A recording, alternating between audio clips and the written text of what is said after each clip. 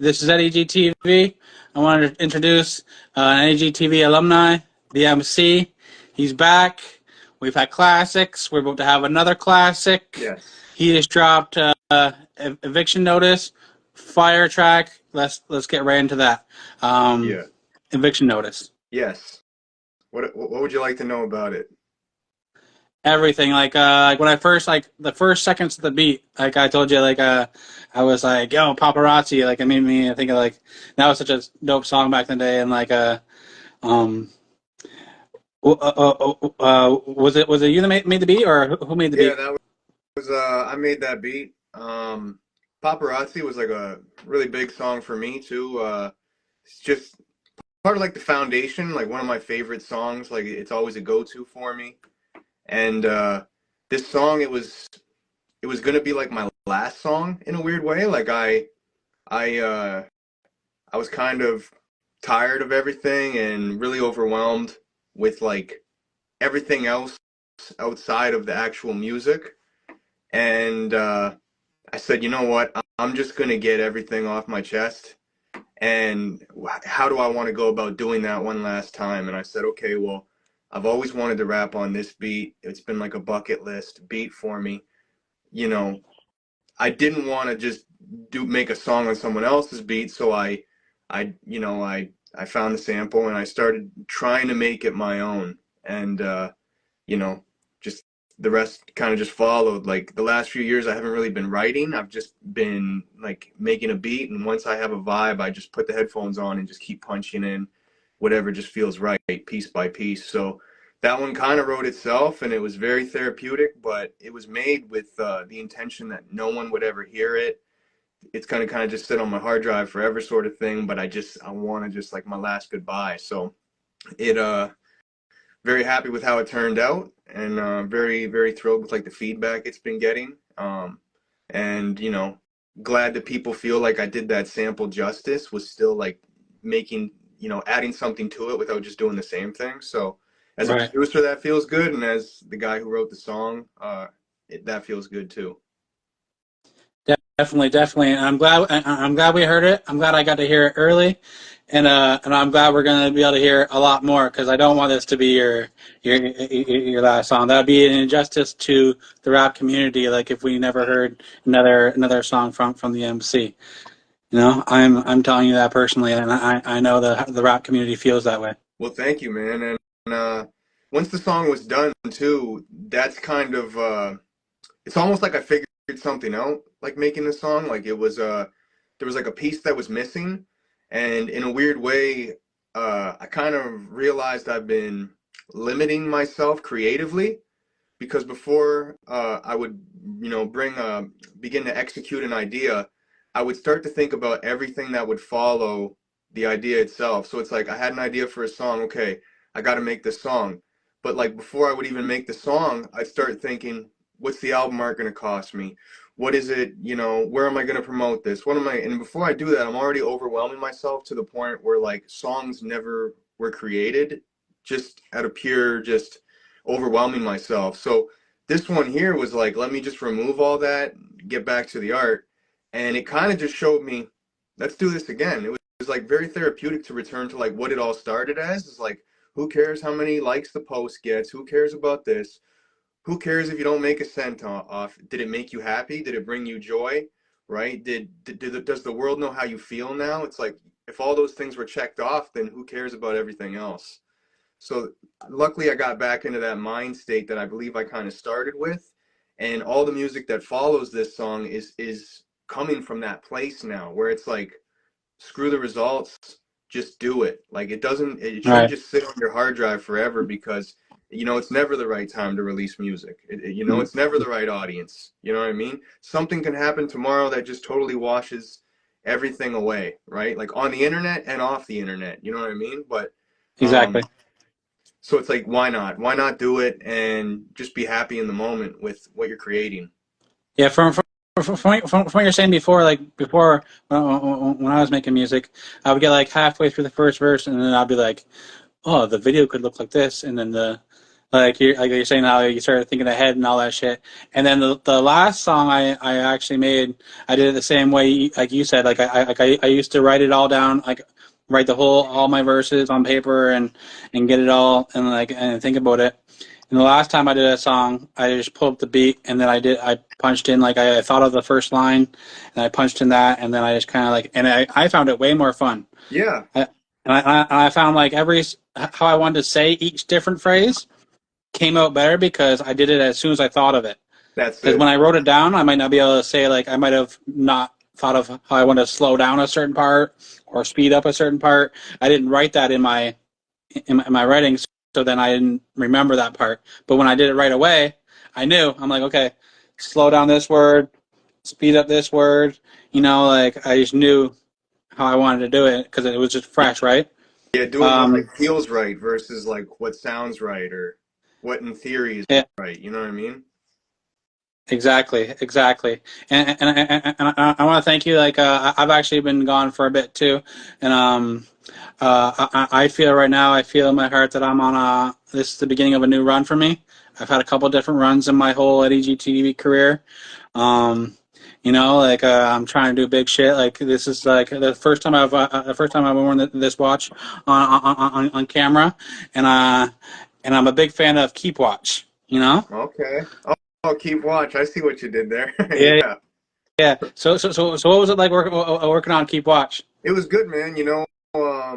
Maloney had sent me like a folder of beats and he just kind of said like, "Do you like anything in this folder?" It was really cool the way he had done it. I'd never really had anybody reach out that way before. Um, he just said, "Pick the one. Let me know which ones you like." And I had picked the one that was Keep Watch, and I said, "I really like this one." And he was like, "Oh well, I've got another guy on that song, but I still don't think it's complete. Like you might actually be perfect to like round it out." And it like became like what it is.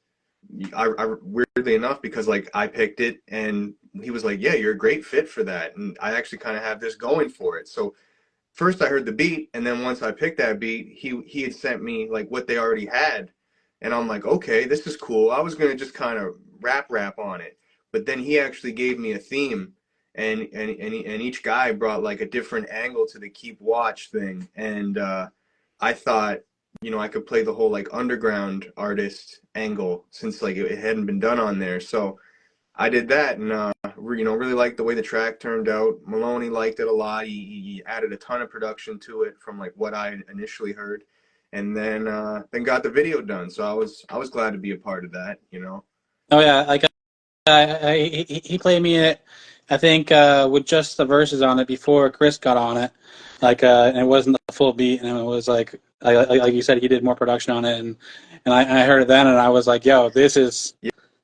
is something. And then when he added it more, and he played me that version, and I was like, and then when it came out, it was even more, and I was like, oh shit, and I told him like I'm a big fan of him, like he's one of my best friends. I told him that I think that's one of my favorite songs from him. Okay.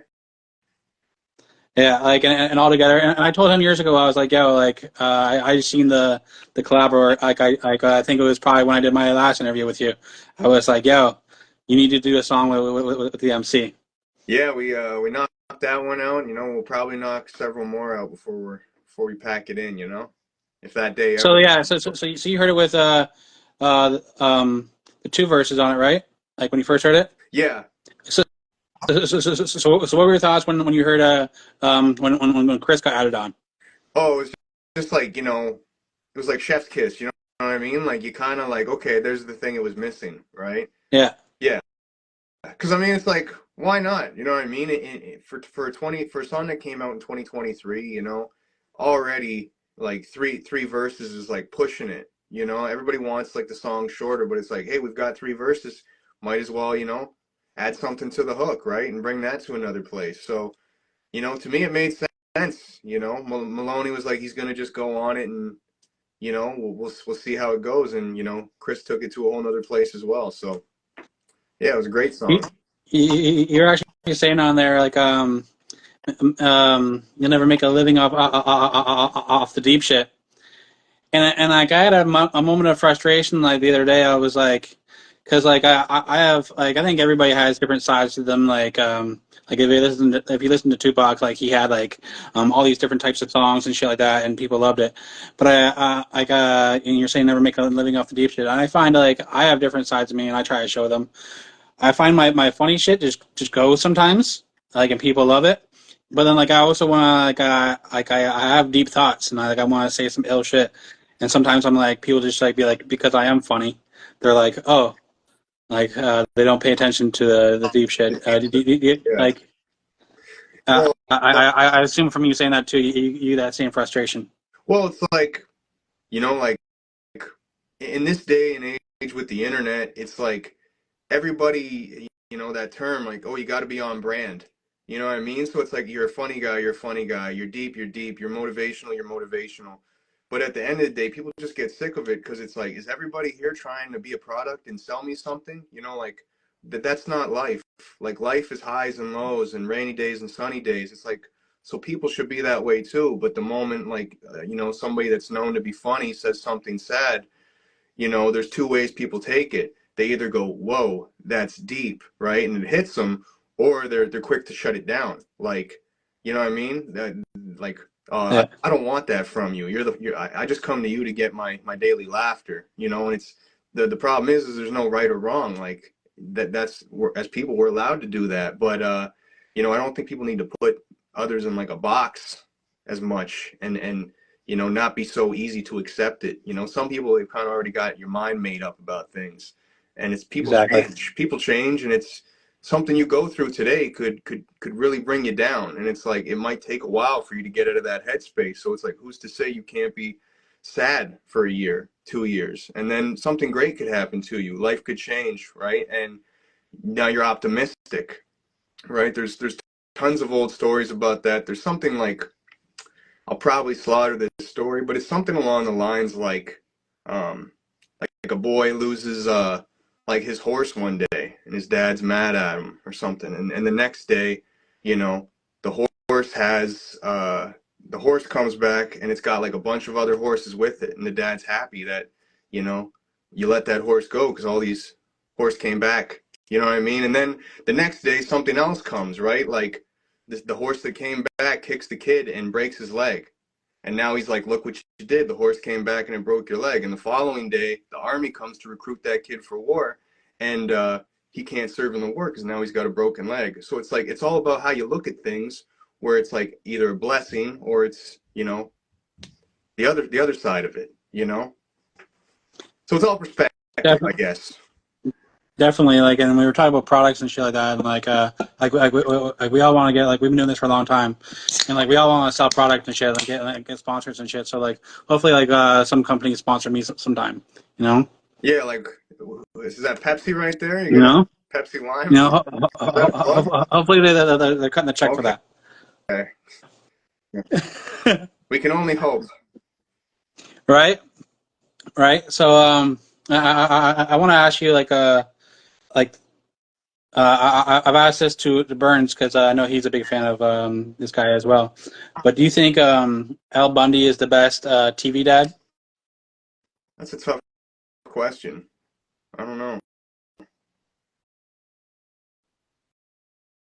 I don't know. Like, because it's like all dads are like, most of them for the most part, right? Like, a dad's a dad in different circumstances, different upbringings are going to make them kind of like, it's a deep thought.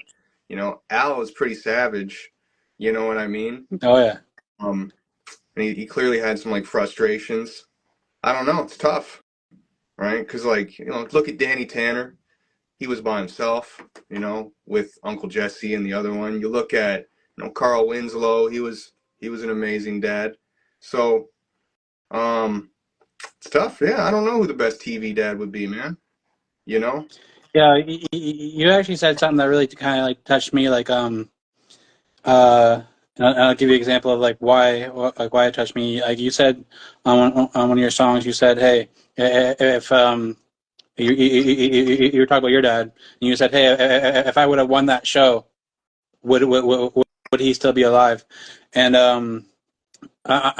remember when I was a kid, I used to always tell my mom, tell everybody I was going to be a millionaire by the time I was 30. I had very high expectations for myself, and I can feel like you have the same way, of very high expectations for yourself.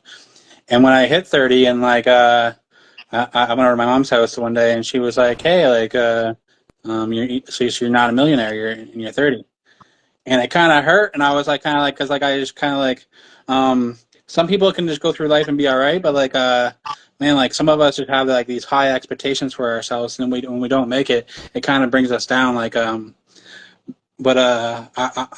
find we just kind of find ways to keep on trying to push and trying to find what success means. Like maybe not $1 million, but like, we have to find out what success is for us, and we have to keep pushing until we get there. Do you feel the same way? Like you have very high expectations for yourself? Yeah, think I'm coming to the realization that like success is different to like Everybody, everybody. yeah, And I think a yeah, lot of people are like within the last 10 years, I think people have begun like all the kids that were kind of raised by like Barney and being told like, you know, you can be anything, you can do anything. Well, when you give like millions of children that same like ideology that, you know, everything is achievable, well, it's like that kind of levels the playing field. It's sort of making us all crazy in a weird way.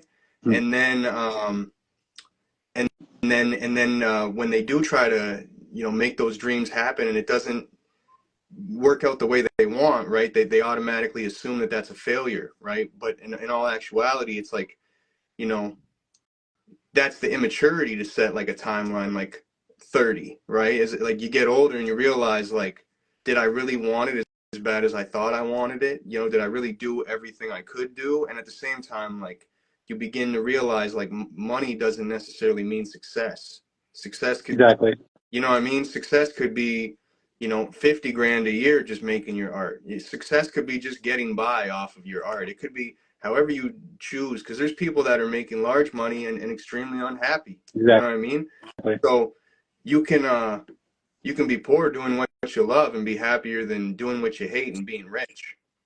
So Yeah, success I is think the like definition of success for me is um, like money is part of it. If I could go over to my mom's house and tell her she can retire, if I had that kind of money, um, but I don't need to have like a huge mansion myself. As long as and I want to be able to like spend the time, because time is the most valuable valuable thing like over money. So if I can spend my time doing what I love and making a living off that, like let's say like this interview um, does does well and is enables me to do this all the time, without going to a regular job that I'm not necessarily doing what I love. I think that's the definition of success, where you can help out your family in a major way, but you're also doing the shit you love day to day. I think that's success for me. that's it, man. Yeah, definitely. Like what makes you happy, you know?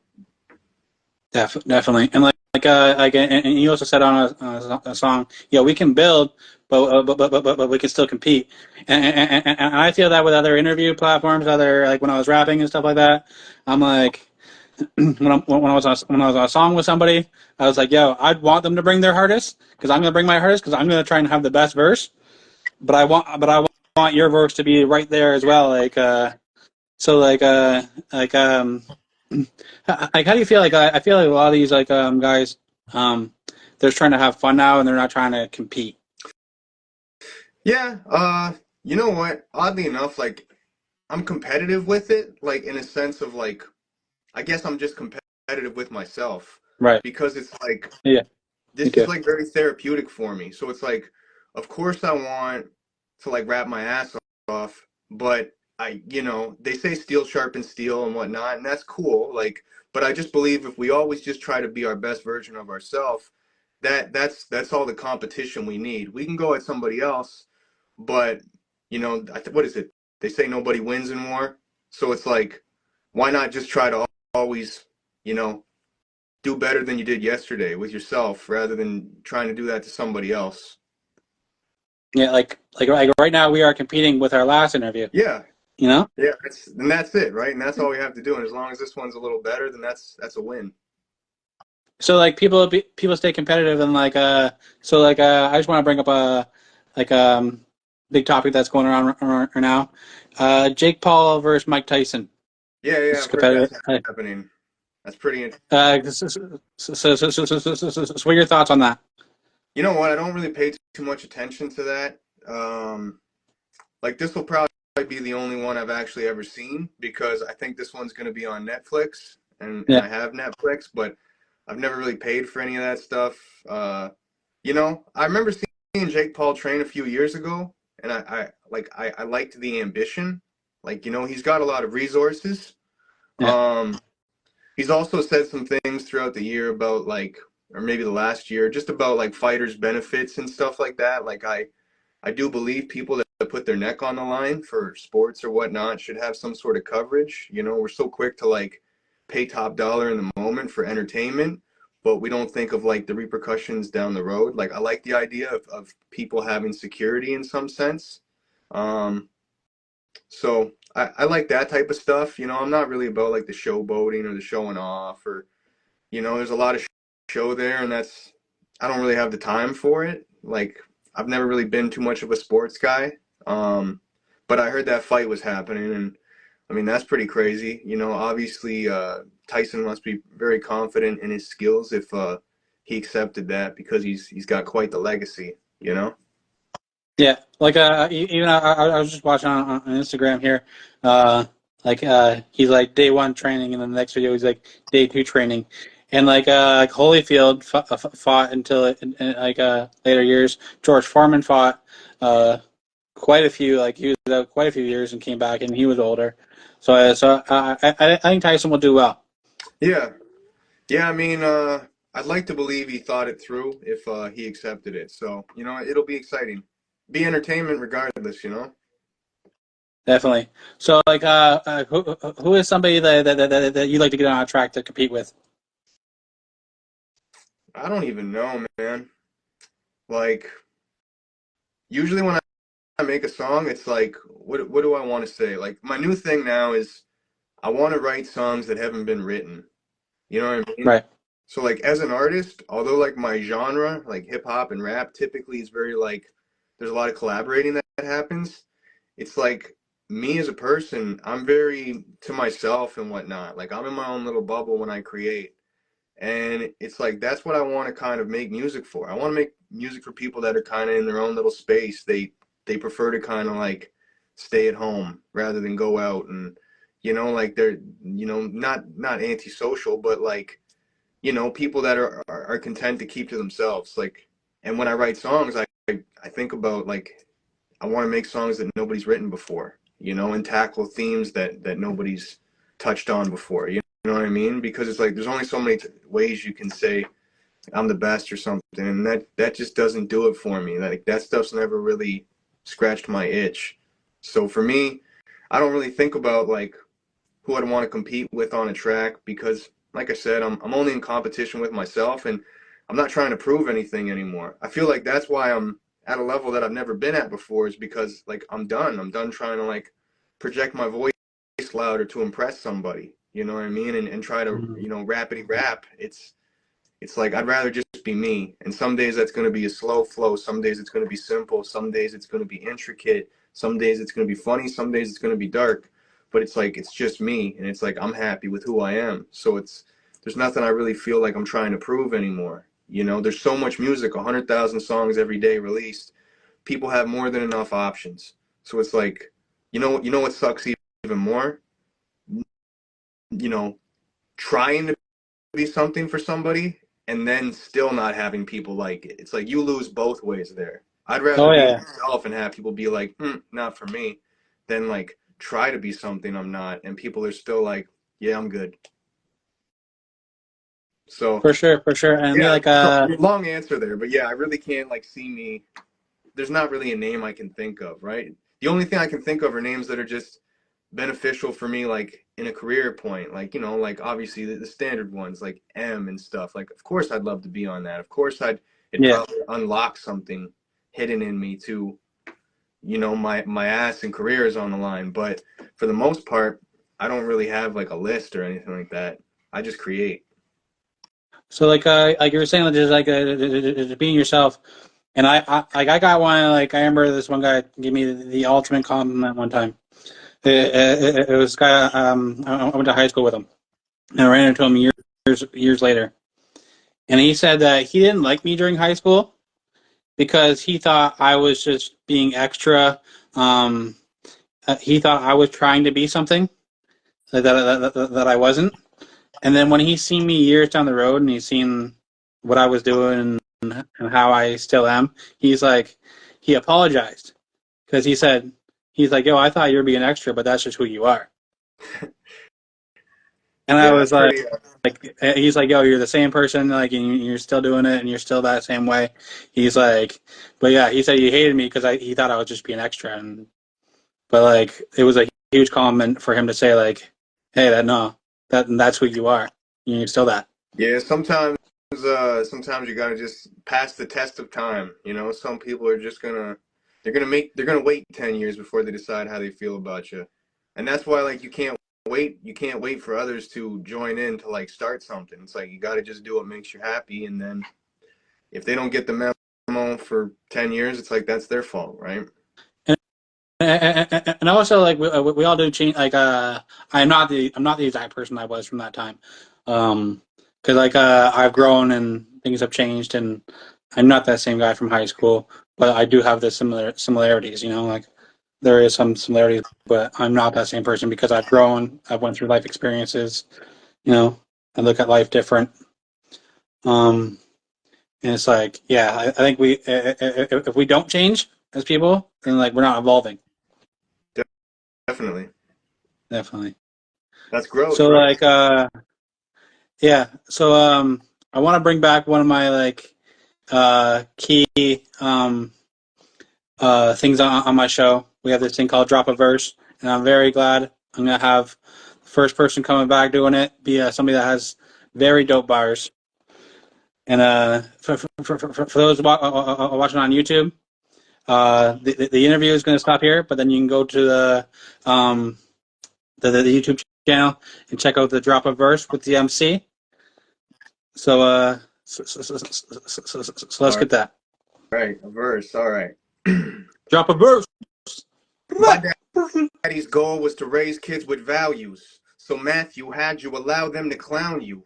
How'd you forget everything you were once taught, believing that happiness could be bought? You really thought it was all about timing, but your timing is expired. Thought you could outlast like an episode of Survivor. Tried to follow class, but the well has gotten drier and the world moves faster and people are much wiser to the high school flow. It's time to let it go. Only people you know closely is showing up to your shows. That's not all on you. Everybody got shit to do. You should have read the room better when you dropped album 2.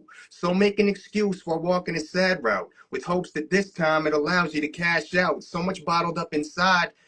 Yeah, so much bottled up inside. You want to lash out, but your high expectations left you with mad doubt. Now you walk the dad route, but you've always been a planner, going from Bob Saget to Danny Tanner. Shit, you really cleaned up your act, but the fact that we called it that made me believe maybe this thing is just make believe. I was around 17 on the karate mat, and the more time I trained, the better I got at that. So when I applied that same theory to rhyme, it shouldn't come as a surprise how fast that I fucking climbed. I see these yellow shoes, and I'm reminded of my golden days. Kevin McAllister, when he sees his rollerblades. And these days, we're so quick to just throw away the goose before it even gets a chance to lay a golden egg. So, excuse me if it's a little hard to follow. I've lived almost 2 decades for a tomorrow that is yet to show up. Every day waking up like if I haven't blown up, then this world is so fucked. Woo! Boom, boom, boom, boom, boom, boom, boom, boom, boom. Fire, fire. I appreciate that, bro. And I appreciate you. And we want to keep on hearing new music. Thanks, man. Every 2 weeks. We got new music dropping every 2 weeks. And anytime you feel like it's been a while, you want to have a new conversation on here, you're always welcome. Oh, thanks, Eddie. I appreciate that, man. All the best to you. All right. All right. Peace, Have a bro. great Cheers. weekend. Cheers.